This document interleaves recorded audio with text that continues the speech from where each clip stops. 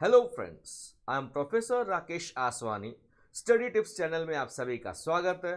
Friends, आज का जो मैं टॉपिक कवर करने जा रहा हूं उसका नाम है KPO, that is knowledge process outsourcing. Number of students ने मुझे मैसेज किया कि सर हमें ये टॉपिक थोड़ा डिफिकल्ट जा रहा है, तो हमें इसके ऊपर एक वीडियो बना के दीजिए।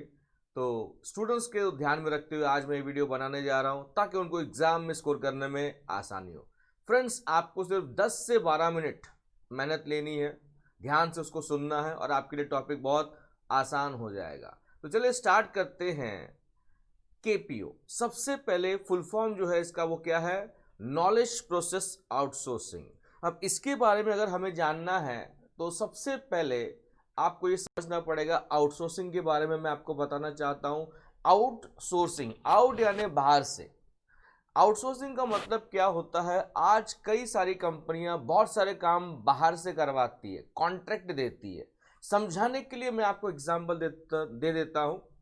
पुराने ज़माने में जब मैरिज, घर में शादी का प्रोग्राम या फंक्शन होता था तो खाना वगैरह खुद बनवाते थे, कुक को लेके आते थे, रिश्तेदारों की मदद लेते थे, सारा सब्जी मटर एक्सेट्रा उनको अरेंज करके, बर्तन अरेंज करके देते थे। आज क्या हो रहा है? आज हम कैटरर्स को, कैटरिंग सर्विस प्रोवाइडर्स को कॉन्ट्रैक्ट देते हैं। प्लेट के हिसाब से हमें पेमेंट करना है। तो ये क्यों किया गया? समय रहते ये बदलाव हमें देखने को मिला। ऐसा क्यों हुआ? इससे कंपनी का जो फिक्स्ड कॉस्ट है वो वेरिएबल कॉस्ट में कन्वर्ट हो जाता है। ये पॉइंट मैं आगे डिटेल में बताने वाला हूं, सिर्फ आपको मैंने हिंट दिया। तो आज कंपनियां बहुत सारा काम बाहर से करवाती है जिसको हम बोलते हैं आउटसोर्सिंग। और आउटसोर्सिंग के 3 प्रकार हैं: BPO, KPO, LPO. BPO, KPO, LPO. तो बीपीओ क्या है? Business process outsourcing. Business process outsourcing के अंदर ही आता है KPO, that is knowledge process outsourcing. और केपीओ के अंदर आता है LPO, that is legal process outsourcing. तो कौन किसका पार्ट है? बीपीओ आउटसोर्सिंग का पार्ट है, केपीओ बीपीओ का पार्ट है, एलपीओ केपीओ का पार्ट है। अगर उसको उल्टा उल्टा नीचे से पढ़ें तो एलपीओ किसका पार्ट है? केपीओ का। केपीओ किसका पार्ट है? बीपीओ का। बीपीओ किसका फॉर्म है? आउटसोर्सिंग का। तो अभी हमें ये चीजें समझने में आसानी होगी। जैसे कि केपीओ की अगर हम बात करें तो केपीओ में होता क्या है? स्क्रीन पे जो आप देख रहे हैं, नॉलेज प्रोसेस आउटसोर्सिंग, यानी हम बाहर की किसी एजेंसी को खास तरह का काम दे रहे हैं। ऐसे व्यक्ति को काम दिया जा रहा है, ऐसी फर्म, ऐसी कंपनी को काम दिया जा रहा है जिनके पास एक्सपर्ट्स हैं। एक्सपर्ट्स उन्होंने अपॉइंट किए हुए हैं, हाईली क्वालिफाइड स्टाफ को उन्होंने अपॉइंट किया हुआ है, तो हम उनसे काम करवा के ले रहे हैं। और इसमें कई सारे एक्टिविटीज होती है, जैसे कि स्क्रीन पे आप देख सकते हैं। इंजीनियरिंग सर्विस हमने आउटसोर्स कर दी, फाइनेंशियल रिसर्च को आउटसोर्स कर दिया, बिजनेस का रिसर्च करना है उसको आउटसोर्स कर दिया, डिजाइन एंड एनिमेशन को हमने आउटसोर्स कर दिया, किसी चीज का एनालिसिस करना है तो उसे हमने आउटसोर्स कर दिया, मार्केटिंग सर्विसेज को आउटसोर्स कर दिया, पब्लिशिंग को हमने आउटसोर्स कर दिया। एलपीओ लीगल प्रोसेस आउटसोर्सिंग, जिसके ऊपर मेरा अलग से वीडियो बना हुआ है, उसको हमने आउटसोर्स कर दिया। या फिर मार्केट रिसर्च आउटसोर्सिंग। तो इस तरह बाहर की फर्म से हम काम करवा के ले रहे हैं, इसके लिए इसको नाम दिया गया है नॉलेज प्रोसेस आउटसोर्सिंग। चलिए इसके बारे में ज्यादा जानते हैं। अभी भी मैंने जो आपको बताया कौन किसका पार्ट है ये आपको देख लेना है। आउटसोर्सिंग में कौन किसका पार्ट है? बीपीओ आउटसोर्सिंग का पार्ट है, केपीओ बीपीओ का पार्ट है, एंड एलपीओ केपीओ का। यही चीज अभी आपके सामने स्क्रीन पे आ रही है। C point number 1, KPO is a sub segment यानी सबसेट यानी पार्ट ऑफ बीपीओ। फ्रेंड्स, ये एग्जाम में 1 मार्क का ऑब्जेक्टिव आ सकता है।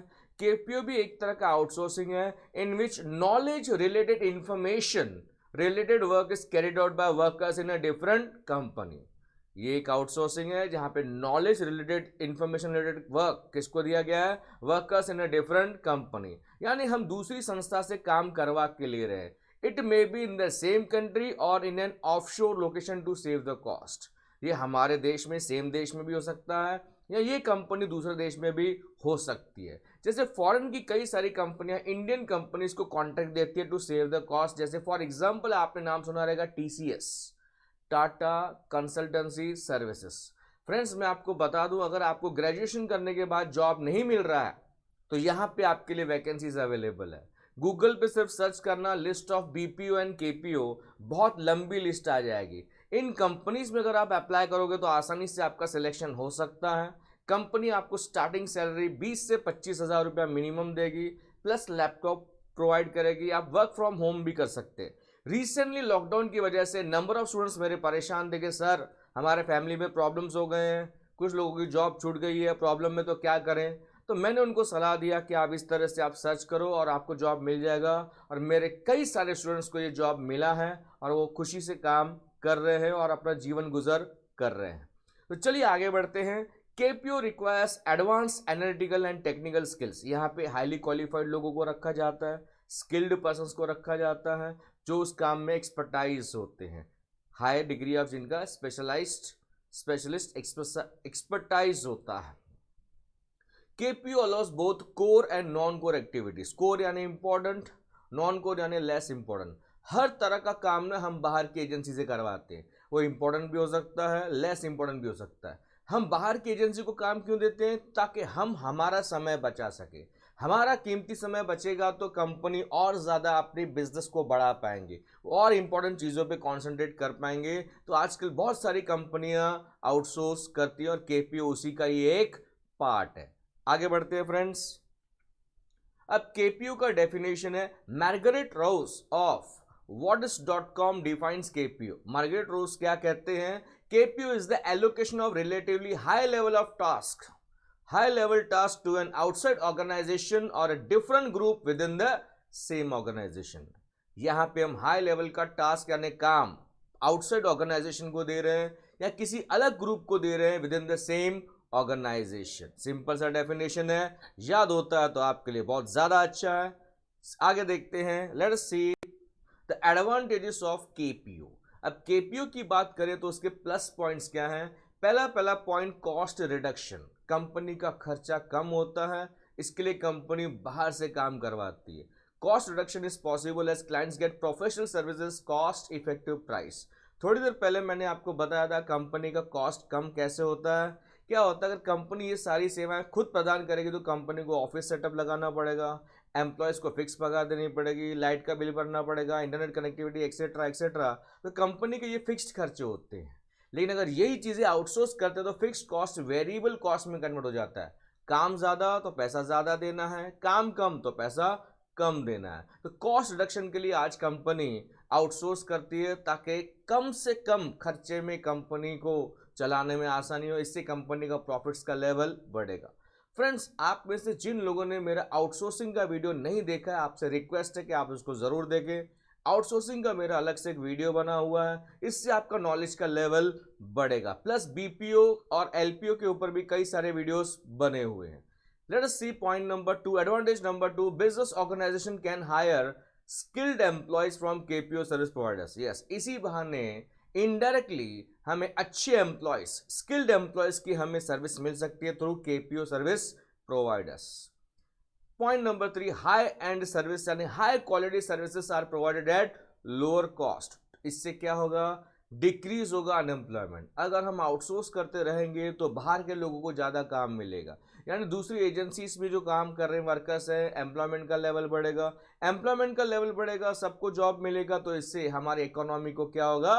बेनिफिट होगा, देश की तरक्की होगी, सबका साथ सबका विकास। Next point is provides flexibility in terms of HRM. HRM यानी ह्यूमन रिसोर्स मैनेजमेंट। अब जैसे कि मैंने आपको कहा, यहाँ पे कम केपीओ में भी एम्प्लॉयज कम ज़्यादा होते रहते हैं। काम कम है तो एम्प्लॉयज़ को कम कर दिया जाता है, काम ज़्यादा है तो ज़्यादा एम्प्लॉयज़ को अपॉइंट किया जाता है। तो यहाँ पे फ्लेक्सिबिलिटी है, हम कम ज़्यादा कर सकते हैं, फिक्स कॉस्ट को वेरिएबल कॉस्ट में कन्वर्ट कर सकते हैं और हम हमारे टाइम को मैनेज कर सकते हैं। इसीलिए ज़्यादा से ज़्यादा कंपनियाँ केपीओ को काम देती है। ये था सिक्के का एक पहलू, एडवांटेजेस। अभी हम देखेंगे सिक्के का दूसरा पहलू, that is disadvantages of KPO. Point number 1, security of organization is question. Point number 1,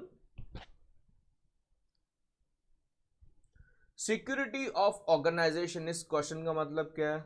अब क्या होता है, कई बार हमें राज की बातें सामने वाले को बतानी पड़ती है ताकि वो अपना काम कर सके। इससे क्या होता है, हमारी सिक्योरिटी को थ्रेट हो सकता है, खतरा हो सकता है। अगर सामने वाला, सेकेंड पॉइंट उसी से कनेक्टेड है, सामने वाला जो एम्प्लॉय है वो सही कैरेक्टर का नहीं है। अगर उन्होंने हमारे राज की बातें हमारे कॉम्पिटिटर के साथ शेयर कर दी तो इससे हमें तकलीफ हो सकती है। इतना ही नहीं, सेकेंड पॉइंट में एक और बात बताई गई है, the quality of work can not be assured. हमेशा हमें सेम क्वालिटी का काम मिलेगा इसकी कोई गारंटी नहीं है। केपीओ में क्या होता है, एम्प्लॉयज आते जाते रहते हैं, कई कुछ एम्प्लॉयज स्विच करते रहते हैं, एक कंपनी से दूसरी कंपनी में जाते हैं। अगर उनकी कंपनी उनको अच्छा पगार नहीं दे रही है, दूसरी जगह अच्छा पगार मिल रहा है, तो ये लोग स्विच कर जाते हैं। अब ये लोग कंपनी छोड़ के चले गए तो कंपनी उनकी जगह दूसरे लोगों को अपॉइंट करेगी। यानी कई बार ऐसा होता है, खिलाड़ी चला गया, उसकी जगह अनाड़ी को अपॉइंट किया। तो हमेशा सेम क्वालिटी का सर्विस मिलेगा इसकी कोई गारंटी नहीं है। यानी यहाँ पे कंसिस्टेंसी सफर कर सकती है। Third point is KPO is time consuming and cannot provide quick fix to a company seeking immediate results. अब क्या होता है, हम बाहर की कंपनी को कॉन्ट्रैक्ट दे रहे हैं, अगर हमें इमरजेंसी में कुछ चीज़ें चाहिए, कुछ चीज़ों को फिक्स करना है, तो वो पॉसिबल नहीं हो पाएगा, क्योंकि KPO is a time consuming process. That is why this point is given in disadvantages or you can say demerits. Point number 4, lack of communication between partners. ऐसा हो सकता है, कई बार ऐसा होता है, दो कंपनियां, क्लाइंट और जो सर्विस प्रोवाइडर है, दो अलग अलग देशों को दोनों बिलोंग करते हैं और दोनों के बीच में कम्युनिकेशन गैप है due to legal, language and cultural barriers. अगर कम्युनिकेशन गैप है तो इससे कॉम्प्लिकेशंस बढ़ सकते हैं, यानी प्रॉब्लम्स बढ़ सकते हैं। लास्ट पॉइंट जो है वो इसी से कनेक्टेड है, reduction in communication due to language barrier. अगर दो लोग अलग अलग भाषा के हैं और दोनों के बीच में कम्युनिकेशन बहुत कम हो रहा है, ज़्यादा अच्छे से कम्युनिकेशन नहीं कर पा रहे हैं, तो इससे हमें सर्विस में बहुत सारी चीज़ों में असर पड़ सकता है। तो friends, these were the disadvantage of KPO. Friends, उम्मीद करता हूं कि मेरा वीडियो आपको अच्छा लगा रहेगा। इसको लाइक करें, शेयर करें, सब्सक्राइब करें। Thank you all for your love and support.